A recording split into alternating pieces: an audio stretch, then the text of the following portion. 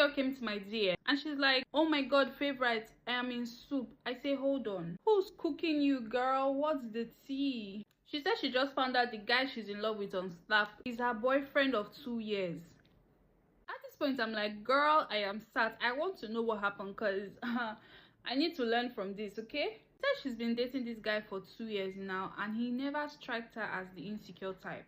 That's why she never even imagined or thought that this guy could be her boyfriend's fake profile. Their relationship had been going so well until early January. This guy started doing Mr. Too Busy for her, and in less than 2 weeks they already felt so distant. Same January, she spoke to him about it, that she didn't like how things were going. This guy tells her that he's going through a very tough time at work and he's going through a lot at the moment. However, he now assures her that he was going to try to change things for the better, but you see that change, it never came. If anything, things got worse because she stopped pulling from her side. It was how one lonely night to one guy that she has been airing on Snap for about a month now messaged her that night, and they had a very amazing conversation. This guy said he has liked her for a long time, and then he popped the golden question: are you single? And she said yes, because at this point she and this guy had already exchanged pictures, exchanged Instagram, and he fine.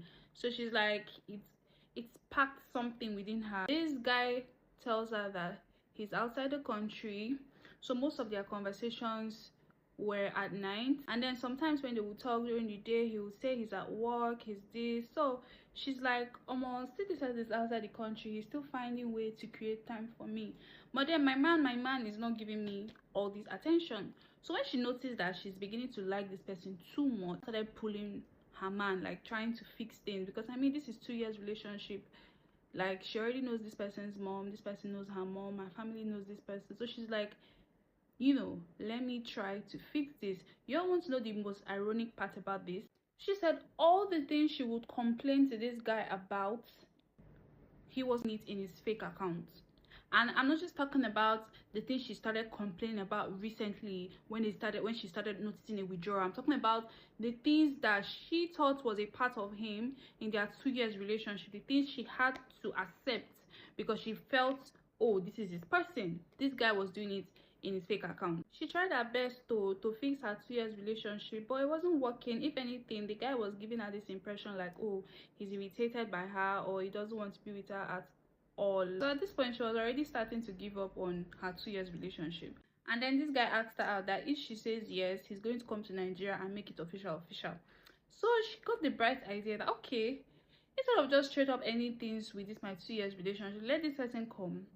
If we spend some time together, I see that, okay, he's the way he is online, everything goes smoothly. As he goes back, I will just sharp end things with this person, because obviously this guy does not want to fix things.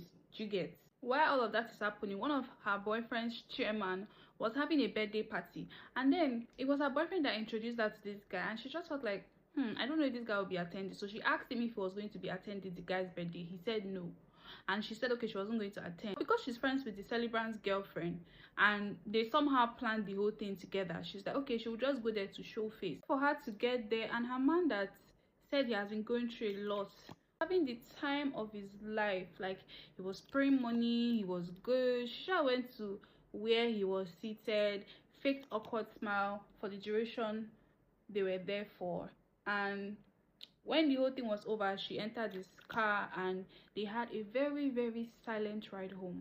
Immediately they got home, she's fuming because she's like, I've been trying to understand you, I've been very understanding. And in her defense, she's like, even though she likes this guy is a catch and stuff like that, the guy outside the country, she still really loves her main man, right? So for her, that guy was just like an alternative in case she wakes up to this guy breaking up with her one day. Do you understand? So she's like fuming, and they finally start having a proper argument.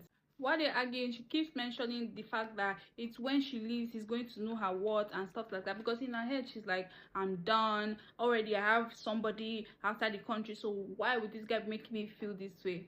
I guess this guy gets tired of playing a psychopath, and he finally told her, you know, brought his phone, showed her everything.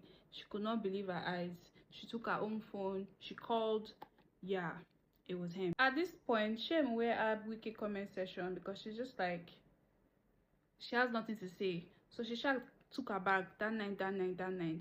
She looked for both and she went to her house. Getting home, she did not know if she should be upset that he played with her like that, or if she should be upset with herself. Don't reach out to him out of shame, and they have so many mutuals. This guy did not hesitate to let everybody know her L. Like, everybody knew what's up, and it was funny. She was so upset and embarrassed with herself. Her mom eventually found out, and she didn't even know what to say. The guy went ahead to telling her mom that he wanted to propose to her, so he just wanted to test her, and she felt she did, she that, and she's just in self-guilt at this point, blaming herself for everything. Now, here's why she asked me to talk about this story. Why she's in her feelings, self-pitying and everything.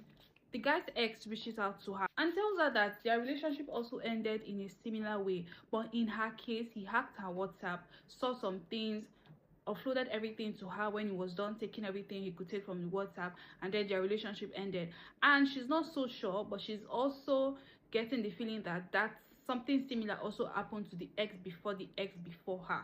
Don't know if that makes sense. Right now, it's been about 2 weeks since the whole thing went down, and she has not communicated with him. But then she was planning to either send him a proper apology text and try to move on, or to beg him. But then now the ex telling her this, she's just like, okay, yeah, what she did was wrong. But then is it that this guy has commitment issues, and then, you know, if relationships get overwhelming for him, he just manipulate things and make things look this way? Because in her defense, she was never intimate with this guy. This guy knew everything she wanted, this guy knew everything she craved, and this guy literally handed it over to her, right? So it's giving tempting me with the things I trusted you with. So she doesn't even know if he deserves an apology from her or a sorry from her. And right now she's upset with him, she's upset with herself. Her emotions are just all over the place. He made her look the balance so bad that she could not even explain to anyone that things were bad before she started talking to this fake page. She ignored this page for a while, and the only reason why she spoke to this page is because things were bad and this guy was telling her everything she wanted and everything she desired to hear. She doesn't want to start the new month with all of this, because it's like her new year is already wasting. She's already spending so much time in this whole drama since the year started. That's why she wanted to talk to me about it, because even her closest friend that knew about all these things before it went down, after it went down, this girl has been telling anybody she can find about it for the laughs. So she's beginning to feel like, so she doesn't want to get the girls to keep laughing at her, so that's why she's bringing it to you all to share your very much honest opinion on the matter. So I'm just going to say the same thing I told her. First of all, when you fuck up like this, accountability is very important. Whether you feel it was planned, whether you feel it wasn't planned, acknowledge the fact that you messed up first of all. And then for the guy, I don't see any reason whatsoever why a grown man would choose to play with his girlfriend's feelings like that. Like, did he not play when he was small? What the heck? At the end of the day, you guys are not married, so you intentionally treated her like crap so you could play with her feelings to prove a point that all girls are the same, or whatever idea you have in your head. It's just giving mental case, like, to be very honest. Then whether he actually did it to test her or he wanted to just end the relationship, whatever reason he has, I would not advise this girl to go back, because already men have this idea in their head that women are not faithful, women are this, women are that. So I'll always tell, even my enemy, I will tell you, if you fuck up and a guy catches you, oh my god, don't go back. Two things: it's either he's going to pay you back 100 million folds, or he's going to finish you with trust issues. You're going to you will have to explain how you woke up, how you did, like, trust. It will be so hard. Same way for me as well. If trust is broken in a relationship, for me, I don't even try to fix it. We just let it go, because I won't be able to trust you, and there will be this urge at the back of my heart telling me to do you back. So I've never experienced something like that in a relationship, but then I tell anybody I care about, if you fuck up and they catch you, let it go. I feel like you should let this whole thing go and try to heal from it, but that's just my opinion. What do you guys think about all this? I seal my makeup with this Stay On spray from Flawless IV.